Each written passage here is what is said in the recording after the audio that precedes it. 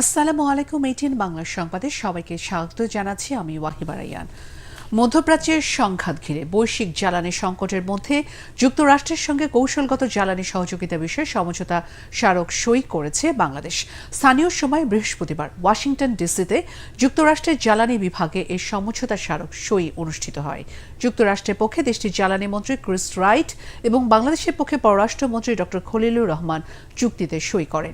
এ সময় পররাষ্ট্রমন্ত্রী বলেন, এই সমঝোতা বাংলাদেশ যুক্তরাষ্ট্র সম্পর্কের আরও একটি গুরুত্বপূর্ণ মাইল ফলক, যা বাংলাদেশে দীর্ঘমেয়াদী জ্বালানির নিরাপত্তা নিশ্চিত করতে সহায়ক হবে।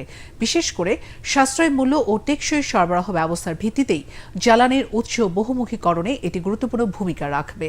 চুক্তির আওতায় তেল, গ্যাস, জৈব জ্বালানি খাতে দুই দেশের মধ্যে জ্ঞান ও প্রযুক্তি বিনিময়, সক্ষমতা বৃদ্ধি এবং যৌথ গবেষণার সুযোগ তৈরি হবে।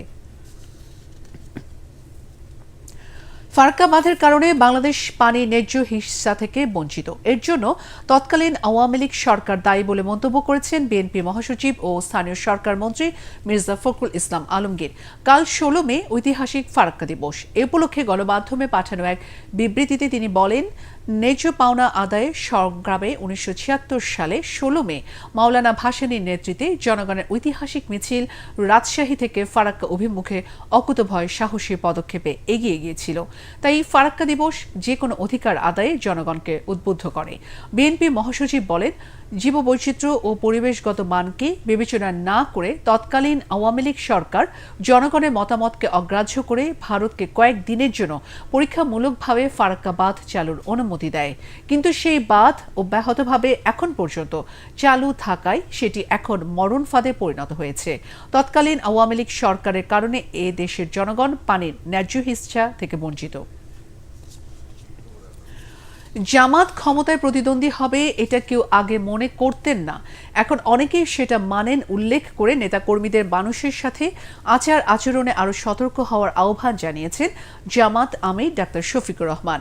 রংপুর মডেল কলেজ মিলনায়তনে রংপুর দিনাজপুর অঞ্চলের জেলা, উপজেলা ও থানা আমির সম্মেলনে তিনি বলেন, জনগণের যেদিন আস্থা তৈরি হবে সেদিন দেশ ও জাতি নিরাপদ।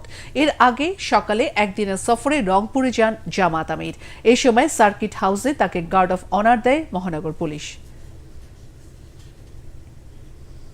আমাদের লেনদেন, আচার আচরণ আগের চেয়ে অনেক সতর্ক হতে হবে। মনে রাখবেন, এর আগে কখনো আপনারা ক্ষমতার প্রতিদ্বন্দ্বী হবেন এটা কেউ মনে করতো না।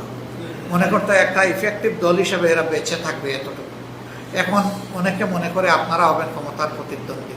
কাজেই আপনাদের প্রত্যেককে সার্চ লাইট দিয়ে দেখা হবে। এবার ইরান আমেরিকা যুদ্ধ প্রসঙ্গ।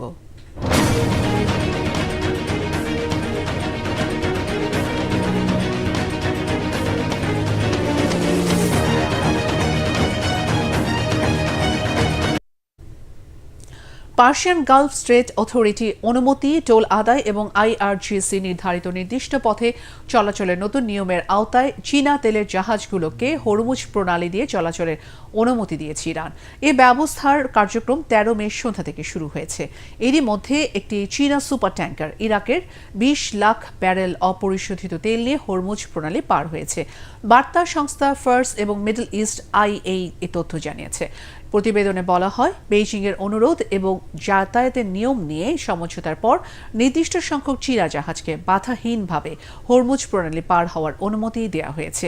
পাশাপাশি নতুন নিয়মে বিভিন্ন দেশের পণ্যবাহী আরও 30 জাহাজ সফলভাবে হরমুজ অতিক্রম করেছে।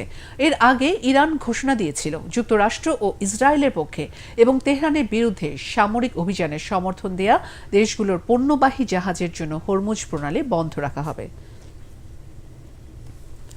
এখন খেলার খবর। পাকিস্তানের বিপক্ষে সিরিজ জয়ের লক্ষ্যে কাল সিলেট আন্তর্জাতিক ক্রিকেট স্টেডিয়ামে দ্বিতীয় ও শেষ টেস্টে মাঠে নামবে বাংলাদেশ। মিরপুরে প্রথম টেস্টে 104 রানের দাপুটে জয়ের পর টাইগারদের নজর এখন সিলেটে। শেষ টেস্টকে সামনে রেখে ইতিমধ্যেই অনুশীলনে নেমেছে দুই দল।